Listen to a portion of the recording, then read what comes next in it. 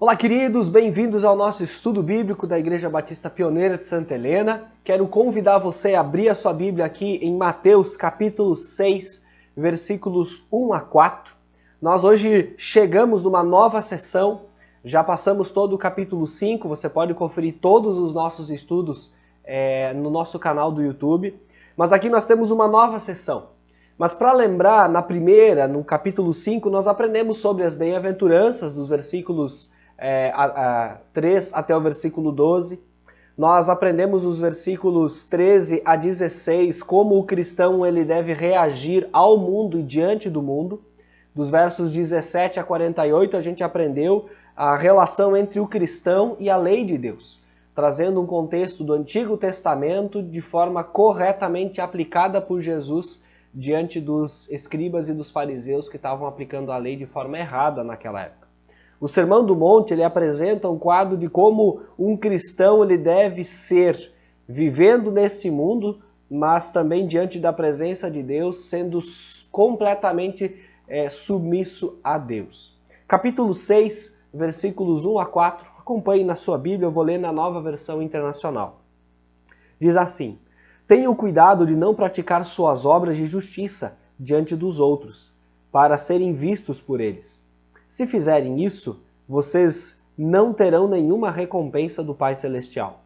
Portanto, quando você der esmola, não anuncie isso com trombetas, como fazem os hipócritas nas sinagogas e nas ruas, a fim de serem honrados pelos outros. Eu garanto que eles já receberam sua plena recompensa. Mas quando você der esmola, que a sua mão esquerda não saiba o que está fazendo a direita, de forma que você preste a sua ajuda em segredo, e seu pai, que vê o que é feito em segredo, o recompensará. Nesta nova sessão, nós temos aqui, no capítulo 6, ela vai nos mostrar a vida do cristão de dois lados. E nesse texto, especificamente, nós queremos aprender sobre o viver do cristão, como a gente deve viver. Em todo o capítulo 6, dos versos 1 a 18, nós vamos aprender sobre a vida religiosa, a cultura, a nutrição da nossa alma, a nossa piedade, a nossa vida diante de Deus, a nossa forma de adoração. Já dos versículos 19 a 34, nós vamos entender como viver no mundo. O fato é que aqui o cristão ele é relembrado que não pertence a este mundo. Eu e você, sendo cristãos, nós não pertencemos a este mundo. É como o apóstolo Paulo nos fala que nós somos estrangeiros e peregrinos aqui onde estamos. Quando nós analisamos a vida religiosa de uma pessoa, nós descobrimos que ela pode ser dividida em três segmentos. A maneira como nós damos esmolas, que são as obras de justiça que estão nesse texto, a natureza da nossa vida de oração e contato com Deus, e a maneira pelo qual eu mortifico a minha carne, que é justamente os versículos 1 a 18 que nós vamos estar aprendendo ao longo das próximas semanas também. Hoje até o versículo 4, que é o viver do cristão. Pois bem, você percebeu que o texto ele fala de obras de justiça, logo no versículo 1. A palavra justiça ela governa três aspectos da vida justa de um cristão. E aqui o ser justo é algo essencial porque nós como cristãos devemos ser justos. Não é uma opção, mas uma necessidade. Então a primeira coisa que nós aprendemos nesse texto é que a natureza dedicada da vida cristã precisa estar presente na vida de um cristão. A vida cristã ela sempre dependerá de uma questão de bom equilíbrio e de estabilidade. O cristão ele deveria viver de tal maneira que os homens, ao olhar para ele, pudessem, contemplando a sua vida, glorificar a Deus e não a essa pessoa.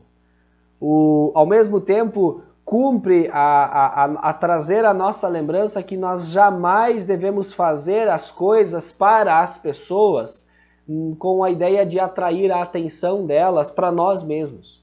O cristão ele deve ser discreto e não desejar ser um espetáculo de contemplação para as outras pessoas. Olha como esse é um cristão legal. Olha o que esse cristão está fazendo. O texto, a Bíblia nos ensina que é aquilo que a nossa mão direita fizer, que a esquerda não saiba. Esse é um ponto essencial nas nossas vidas. Esse equilíbrio, ele é muito delicado, ele é sutil e com muita frequência nós passamos de um extremo para o outro. mas nós precisamos ter esse equilíbrio de fazer boas obras, obras de justiça, testemunhando de Jesus, mas sem esperar nada em troca. Sem aplausos, sem reconhecimento, sabendo que o Senhor é quem reconhece isso. E nós não precisamos do reconhecimento das pessoas e muito menos da evidência de que fizemos ou estamos fazendo algo muito importante neste mundo. A segunda coisa interessante é que a escolha final é sempre a escolha entre agradarmos a nós mesmos ou agradar a Deus.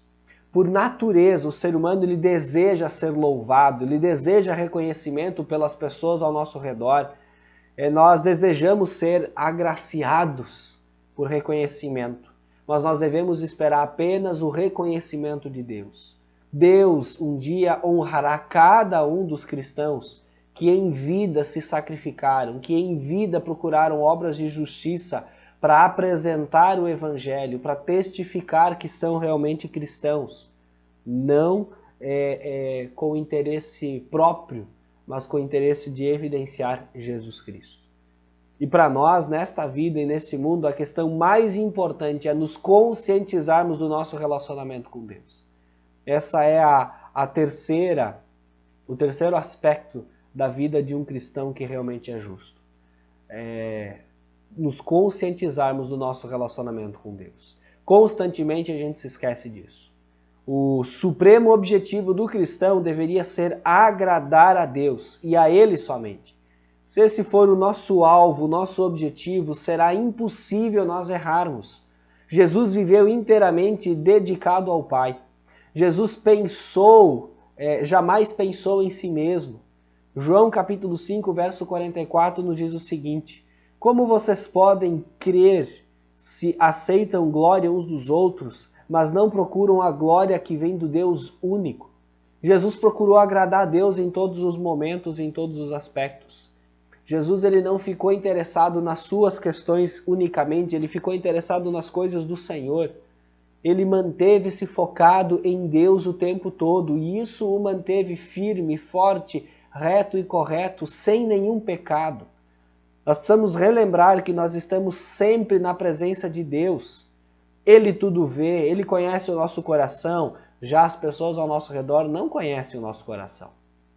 Se nós quisermos viver plenamente nesta vida, nós temos que aprender que precisamos disciplinar a nós mesmos e nos instruir de acordo com a palavra de Deus e ajudar uns aos outros a nos humilharmos diante do Senhor, a não buscarmos os nossos próprios interesses, a não sermos vistos como pessoas maravilhosas, mas sermos vistos como pessoas justas e retas diante do Senhor. Lembra que Deus conhece os nossos pensamentos e intenções do nosso coração. O Salmo de número 139, versículos 7 a 10 diz assim: para onde poderia eu escapar do teu espírito? Para onde eu poderia fugir da tua presença?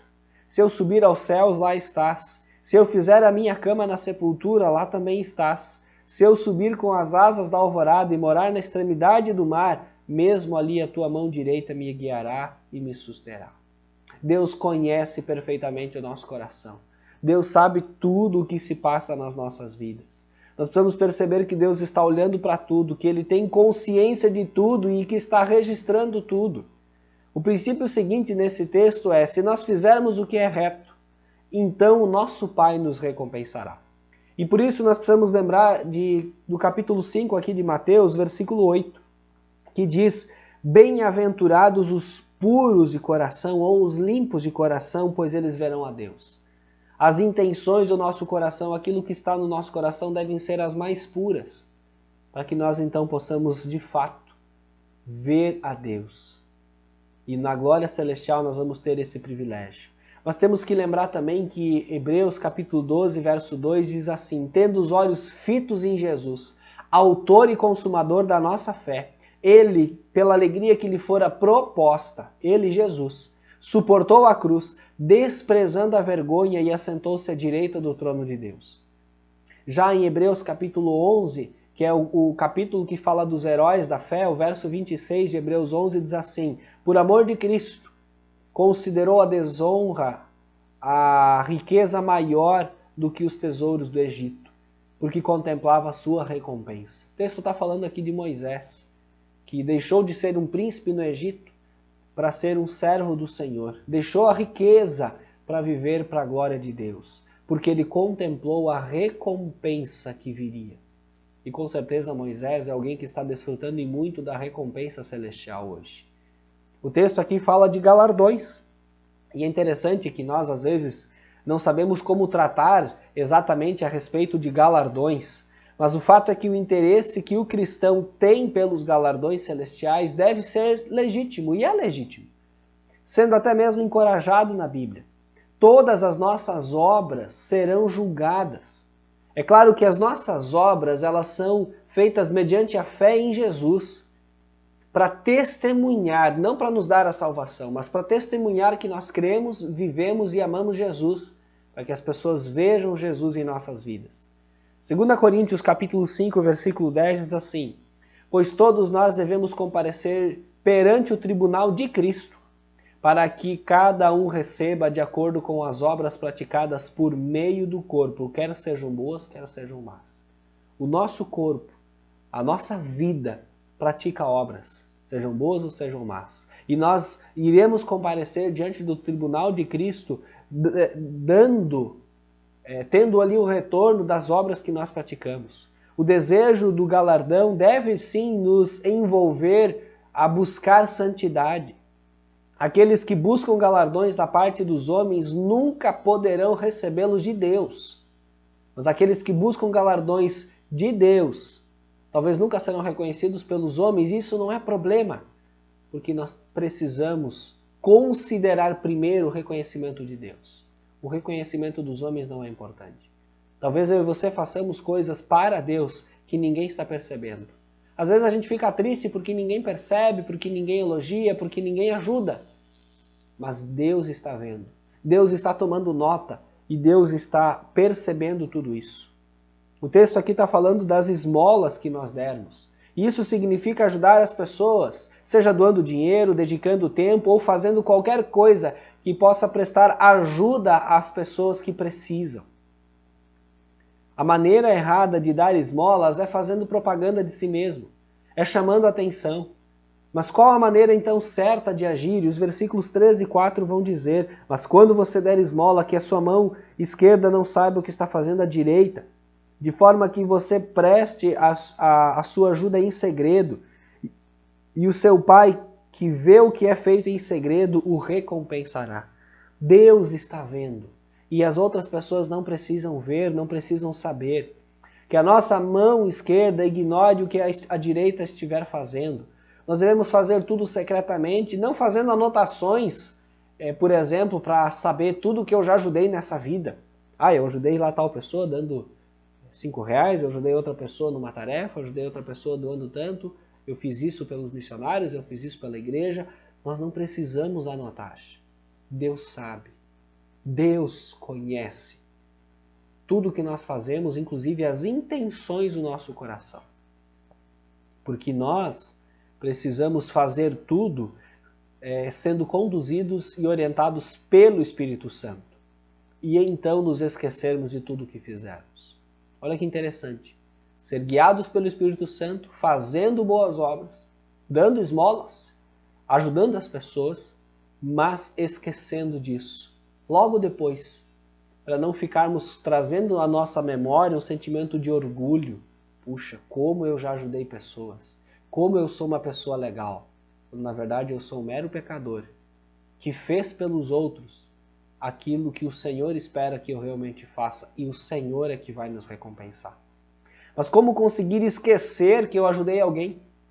Faça com muito amor por Jesus. Se concentre em Jesus e você não vai ter tempo de lembrar ou de pensar em si mesmo. E aí qual o resultado de tudo isso, de acordo com o nosso texto? Naquele grande dia, quando o grande livro for aberto, todos os detalhes de tudo o que eu e você tivermos feito com o propósito de glorificar a Deus vai ser anunciado e proclamado. E aí então nós receberemos o crédito, a honra e a glória, vindas do Senhor, que é muito mais importante do que vindo das pessoas. Lembra de Mateus capítulo 25, verso 23, quando o texto diz: muito bem, servo bom e fiel, você foi fiel no pouco, eu porei sobre o muito. Venha e participe da alegria do seu Senhor. O texto ali falando da parábola dos talentos, mas para eu e você o texto é muito mais precioso na aplicação de acordo com esse texto aqui de Mateus 6. Participar da alegria do Senhor não tem preço. E ser reconhecido pelo Senhor por aquilo que eu fiz, por amor a Ele, para as outras pessoas, é algo muito precioso. Por isso eu e você devemos considerar que devemos viver para agradar a Deus e somente a Ele. Fazer para Deus, somente para Ele. É o que nós vamos continuar aprendendo nos próximos estudos, ao longo desse capítulo, mas principalmente percebendo aquilo que o Senhor continua fazendo na minha e na sua vida. Que o Senhor continue nos mostrando a sua vontade através do Espírito Santo no que diz respeito a ajudar as outras pessoas, testemunhando fielmente de Jesus.